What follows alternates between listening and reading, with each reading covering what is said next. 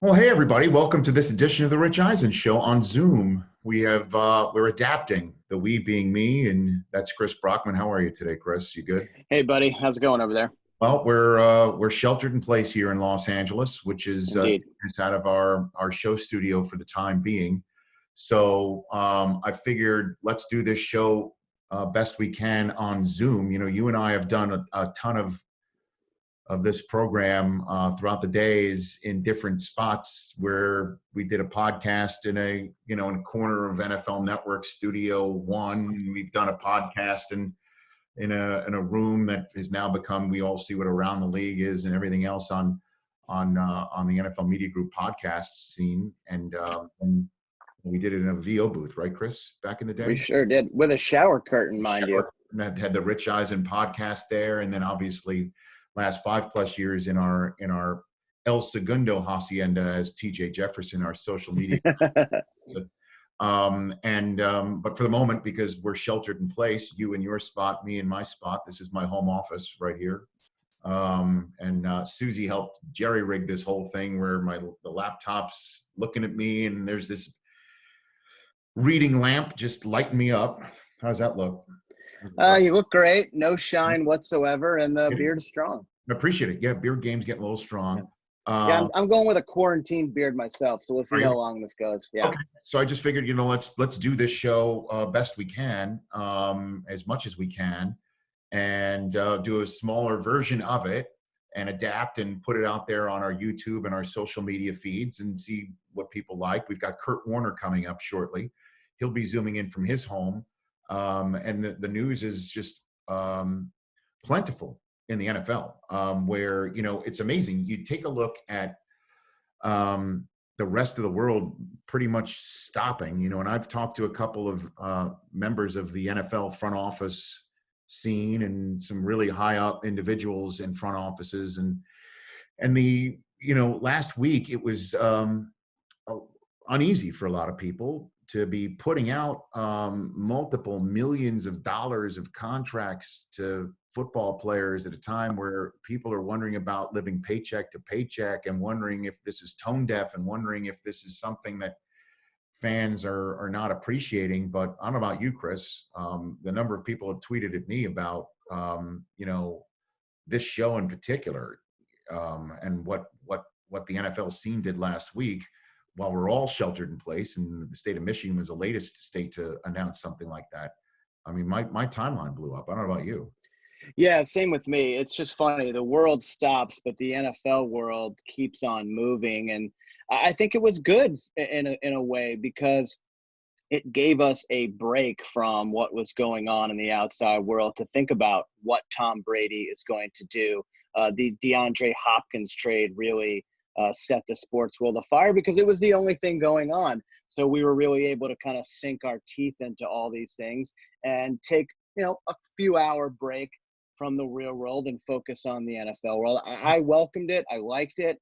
I thought it was healthy, kind of therapeutic, if you will. And definitely people want that type of content. They want that type of news.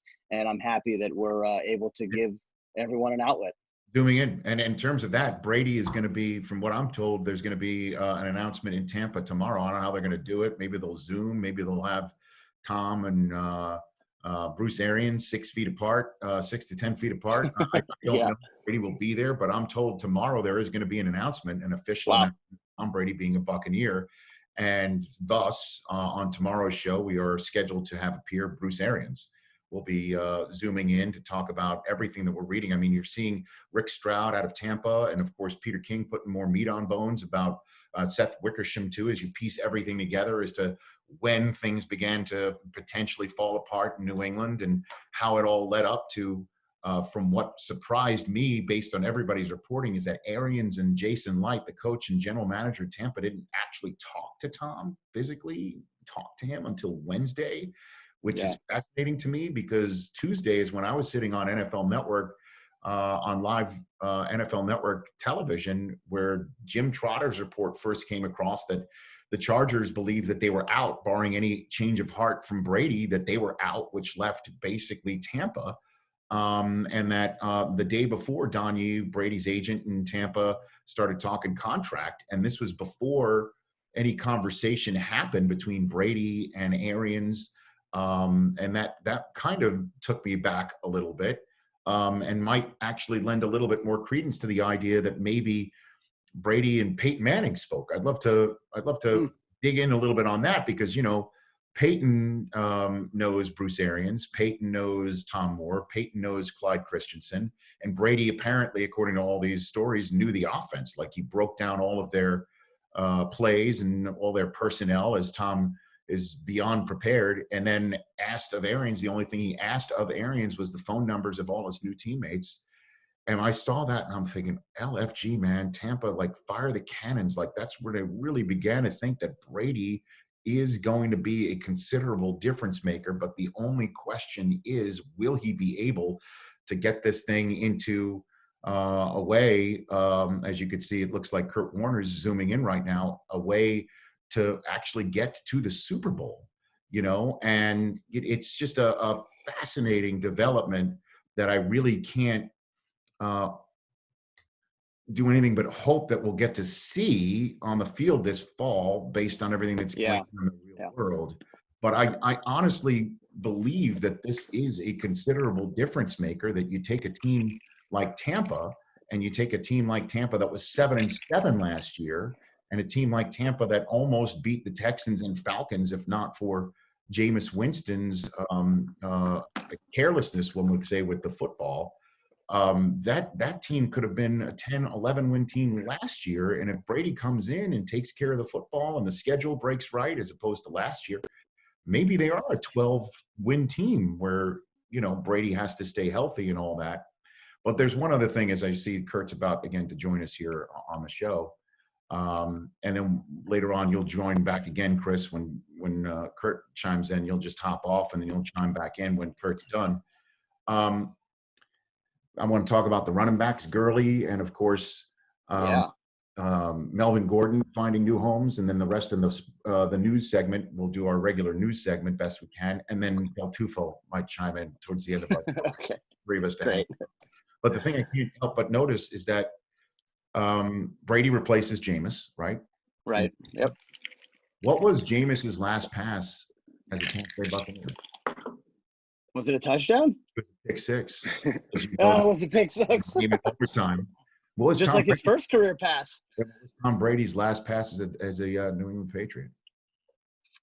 It's crazy. That man. will never, ever sit well with me. Just seeing that picture of Tom signing his contract with his hoodie strings tied really tight, and then his announcement that they're already selling TB12 Tampa Bay shirts. It just looks wrong to me. It doesn't sit well.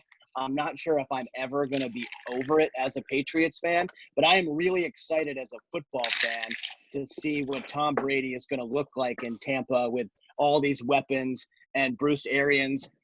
I tweeted it out. If there's a fantasy football season this year, I'm drafting Tom Brady, I'm drafting Godwin and Evans, and every single Tampa Bay Buck I can get my hands on, because I think they're going to score 42-plus points every single game. And I know that Gurley perhaps wanted to go to Atlanta for various reasons, being a Georgia Bulldog and Atlanta wanting him there. One year, $6 million. I'm just wondering why the Bucks didn't, start bidding, like some sort of bidding war where it's just, I'll do 7 million, I'll do 8, I'll do 9.